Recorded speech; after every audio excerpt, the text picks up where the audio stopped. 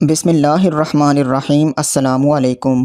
ایک بادشاہ نے رات کو ایک عجیب و غریب خواب دیکھا کہ ایک عورت بادشاہ سے کہہ رہی تھی کہ آ جاؤں یا کل لاؤں۔ بادشاہ ڈر گیا اور اس کی آنکھ کھل گئی۔ دوسرے دن دوبارہ بادشاہ کو وہی خواب آیا تو بادشاہ نے اپنی بیٹی مہر النساء سے خواب کی تعبیر پوچھی۔ شہزادی مہر النساء خوابوں کی تعبیر کا علم رکھتی تھی۔ شہزادی نے بادشاہ سے کہا کہ اس بار اگر آپ کو خواب میں وہی عورت آ کر پوچھے کہ آ جاؤں یا کل لاؤں تو آپ اسے کہہ دینا کہ نہ آ جاؤ اور نہ کل، بلکہ ابھی کے ابھی آ جاؤ۔ بادشاہ نے اپنی بیٹی کی بات پر عمل کیا اور سو گیا۔ رات کو وہی عورت خواب میں آئی اور پہلے والا سوال کیا تو بادشاہ نے عورت سے کہا کہ تم ابھی کے ابھی آ جاؤ۔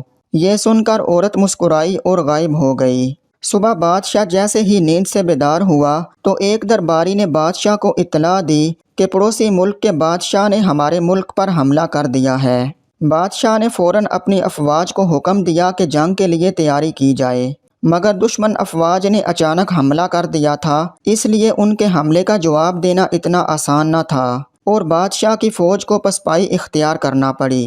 جب بادشاہ کو یقین ہو گیا کہ اب شکست یقینی ہے تو وہ اپنی بیٹی کو ساتھ لے کر جنگل کی طرف بھاگنے لگا۔ بادشاہ کو جنگل میں ہی شام ہو گئی۔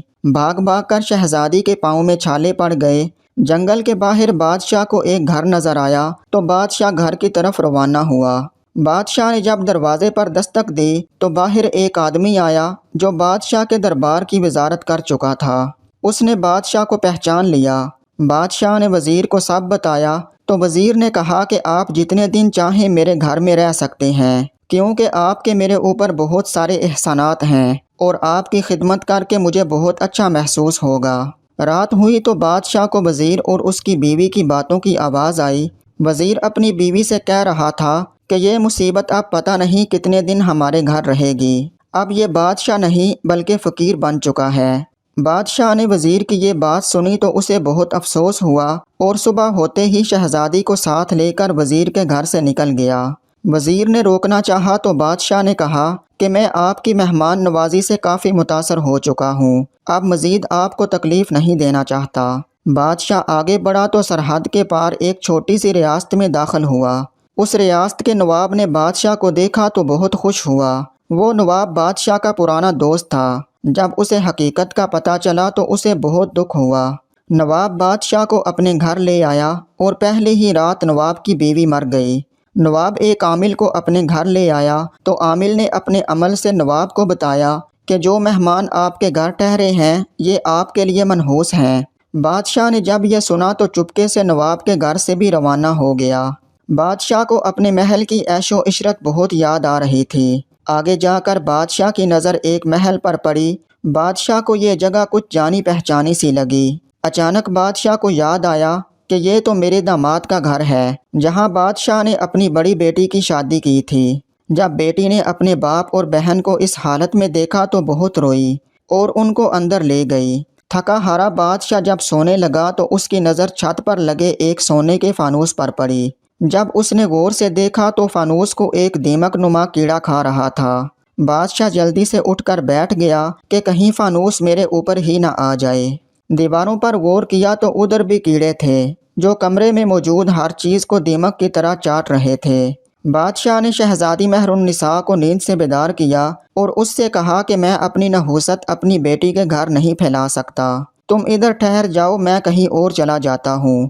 مگر شہزادی نے کہا کہ میں آپ کو اکیلا نہیں چھوڑ سکتی۔ پھر دونوں آدھی رات کو ہی وہاں سے روانہ ہو گئے۔ صبح کی اذان کے وقت دونوں باپ بیٹی کو ایک جھونپڑی نظر آئی جس کے اندر سے دھواں نکل رہا تھا۔ بادشاہ جھونپڑی کے اندر داخل ہوا تو ایک درویش بیٹھا ہوا تھا۔ بادشاہ نے درویش کو سلام کیا تو درویش نے کہا کہ تم نے خواب میں عورت کو آج ہی بلا کر اچھا کیا، اگر کل بلاتے تو مشکل میں پھنس جاتے۔ بادشاہ درویش کی بات سن کر حیران ہوا۔ پھر درویش نے کہا کہ تم نے خواب میں جو عورت دیکھی تھی وہ اصل گردش تھی جو برا وقت لے کر پوچھتی تھی کہ آ جاؤں یا کل۔ شہزادی مہر النساء جانتی تھی کہ بڑھاپے میں اگر آپ پر کوئی آزمائش آتی تو آپ برداشت نہ کر پاتے، اس لیے آپ کی بیٹی نے آپ کو مشورہ دیا کہ اسے ابھی آنے کا کہو۔ مگر اب تمہارے لیے اچھی خبر یہ ہے کہ برا وقت اب ختم ہونے والا ہے۔ آپ کے وزیر نے فوج کو دوبارہ اکٹھا کیا اور دشمن فوج پر حملہ کر دیا، جس کی وجہ سے دشمن فوج پیچھے ہٹنے پر مجبور ہو گئی۔ وزیر آپ کی واپسی کا انتظار کر رہا ہے۔ بادشاہ یہ سن کر بہت خوش ہوا اور خدا کا شکر ادا کیا کہ اس مشکل وقت سے نجات ملی۔ بادشاہ اور شہزادی محل میں پہنچے تو ان کا شاندار استقبال کیا گیا۔ دوستو، کسی بھی مشکل گھڑی میں اگر صبر سے کام لیا جائے تو اچھا وقت ضرور آتا ہے۔ مشکل وقت خدا کی طرف سے آزمائش ہوتی ہے اور مشکل کے بعد آسانی بھی ہوتی ہے۔ اللہ پاک ہم سب کا حامی و ناصر ہو، آمین۔